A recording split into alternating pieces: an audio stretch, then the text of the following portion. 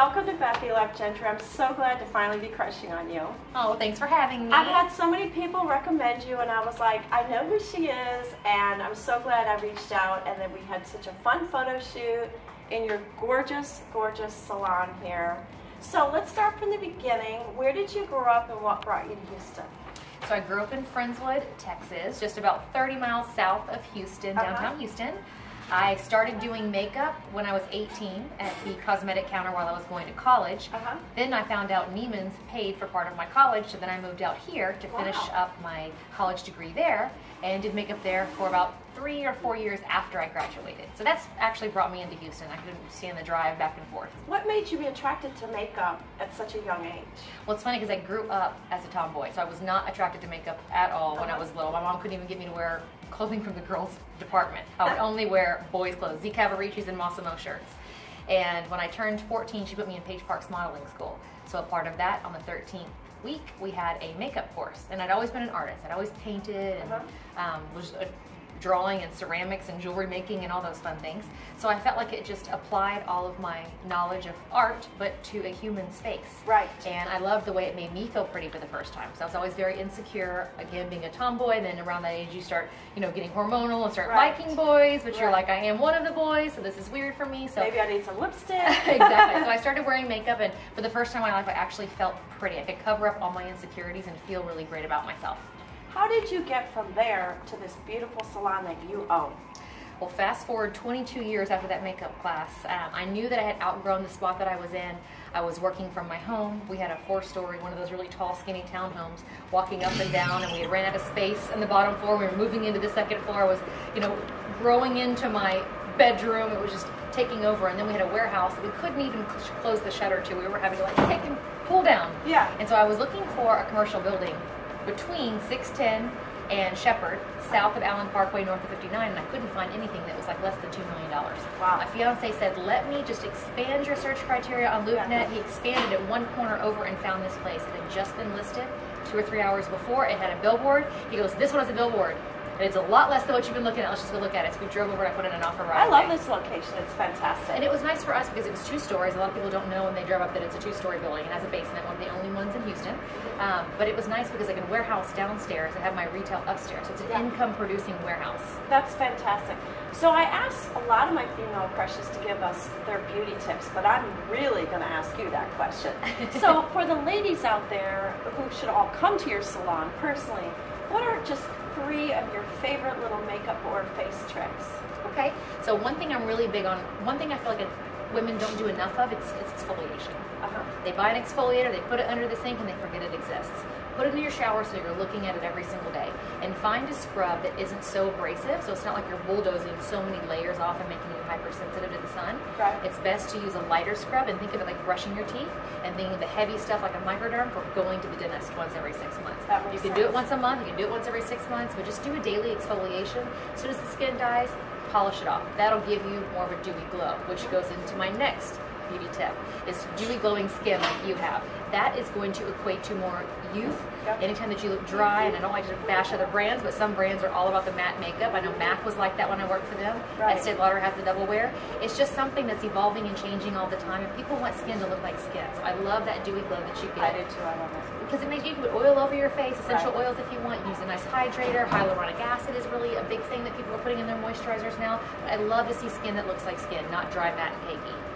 And my third thing is, if you want to lift up your eyes, try not to put bottom eyeliner and mascara on. And it's a habit. I know she's like, I'm doing it. But it's okay. I just actually, a picture came up yesterday of me and my Facebook memories of when I had it, and it made my eyes look so small. So if you want to open everything up, keep the weight at the top side, like you have with the longer lashes, the nice define, the tight lining. And what I do is I just put a little bit of eyeshadow underneath instead of a liquid liner like I used to, and I stay away from bottom mascara. It's crazy how it totally opens up and lifts your eyes. And I'll bet in photos too, it really makes your eyes pop. And it's actually on my book cover.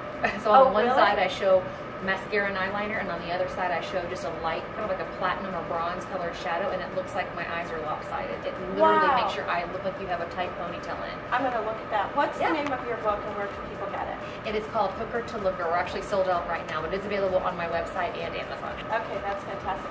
So tell us a little bit, what do you like to do for hobbies when you're not working? Well, to be be really honest, I live, eat, sleep, breathe this place. I always joke that I have a cot downstairs because I work like 6 days a week. So, but when I'm not working, I love to travel and I love to eat. So my fiance and I go out pretty much every single night. We're big foodies, so we like to try all the new restaurants when they're coming up. So I have a little amateur food blog that I have as well. That's kind of like what I do for What's it called?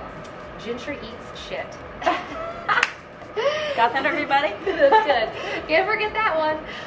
But yeah, it's like a lot of the new places and up-and-coming places that we go to, just so I can kind of show other people what is available out there. And I used to get asked a lot, and I'm like, oh, just go straight to the blog. There you go. That's all the new stuff. Every time I turn around, there's a new restaurant. So that's good. I love it. Keeps you busy. Yeah, I love it. I love it. Yeah. Loving some of the new ones in the Heights. They have a lot of new fun ones coming up. So what, tell us something humorous about yourself that maybe people don't know. Well, I always joke, whatever people see on the outside is 100% opposite than what's on the inside. Okay. And I had a guy I was getting out at Valet the other day, and I had some gangster rap on in my car fully up to St. Regis, and it was like I was talking on my phone, and then it hooks up just some random song on your iTunes, and of course the iPhone was turned all the way up because I was talking to somebody on the phone, so I'm like blaring UGK, and the guy's like, I have to say it's really refreshing to see you what's happening? Listening to that. So yeah, I just, keep my roots close to me. That's so cute. But yeah, I'm more of a tomboy. I love, the outdoors, and, I burp and do very non-girly things a lot, and cuss like a sailor. I love it. We're perfect for each other. It's the Jentry Eat Shit. Exactly, exactly. So do you have any irrational fears? Drains. I don't know why. I don't know where I came up with this, but it's really hard for me to even soak in a bathtub because if my feet get too close to the drain, it's almost like someone who's afraid of heights, but I also have a heights fear too, where you feel that pulling sensation. I feel that with drains. Maybe you saw a movie when you were a kid. I don't know. It just freaks me out. If something's clogged in the drain, I'm like, you can forget it. I'm calling a plumber. I'll pay $100 service fee. I'm not sticking my hand down there and get it out. There's no way. Do you get in a hot tub? Because they have those weird drains. If my feet gets too close to even the little where they put the chlorine tablets, if I touch any of that, it totally freaks me out. It's kind of weird. And so I take a bath to keep my feet out of the tub and get a problem on the wall. I love it. Tell us, what is the best piece of advice you've ever been given? My fiance always is loaded full of good advice. He started as an entrepreneur he's like 5 years ahead of me on the game. And so it's actually how we kind of met because we both have big homes. But I always go to him for advice because being female, we just tend to be more emotional. Men let things roll off their shoulders more. That's my doggy. But men let things roll off their shoulders more, I feel like. But for me, what he said to me, he said, what's going to make you? That's Lilybug. That's my child. She's 10 years old, almost. She's now a Bethy Life crush. We'll do the next article on you, Lily. But I feel like the best piece of advice that he ever gave to me, which I like to apply a lot in what I do, is what he always says to me, whatever you do is different than what everybody else does because you don't give up. When you get to a roadblock, you find a way around it. Oh, boy. Most of your other peers that are doing what you're doing, he's like, don't worry about what they're doing. Don't even look in their direction. Put Focus your horse on blinders you. on. Exactly. That's the perfect way to say it. Do you, don't worry about them. Because any time or energy that you spend getting mixed up in that stuff is going to slow you down from meeting your goal. And when you come to a roadblock, you find a way around it where they don't, so they give up. So they're never going to be what you are. You just got to keep going. Persistence is everything. And also, I think if you study what other people are doing, you get away from who you are. It blocks your creativity. Right. That's why people say, well, what's the next it trend? I just do whatever looks good on you now. I don't go what looks good on a 14-year-old on the runway. Yes, we do runway shows, and I know that the makeup that I do for that isn't what I apply to the average person that walks into my store. Right. But I think it's just best to use what's best on you and what makes you look lifted. And I learn new tips and tricks as I go, or I find things that work better. But I always try to go back to the basic concept of light versus dark, pulling certain features out and bringing certain features in to enhance the best version of you. Yeah, because every single woman's face is different. You can't do the same makeup on every single woman's face. And that's what I always tell people. I'm like, when you read a magazine, when you read Allure magazine, and it says, contour this way by shadowing here or highlighting here, every face shape is different. But if they said the same thing every single month, they would never sell an issue. Right. So you have to make sure that you're constantly evolving and saying different things if you want to sell a copy. Right. But it's not always that it's the best thing for you and for your face shape. Right. So whenever you do makeup on a woman's face, every woman is different, and so you probably do different things, and so you don't follow trends you were talking about earlier. What's on the runway or what have you. Yeah, and I don't like to apply what I would do on a 14-year-old on a runway who has no fine lines and wrinkles on her face, and we're trying to make her stand out on the catwalk, right? What I would do with the average person that came in trying to highlight and contour their features, right?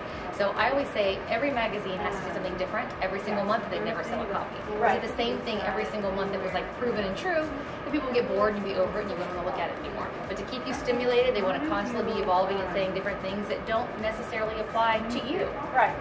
So anything else currently on your plate, whether it's travel or a charity you're working with, or I know you work all the time.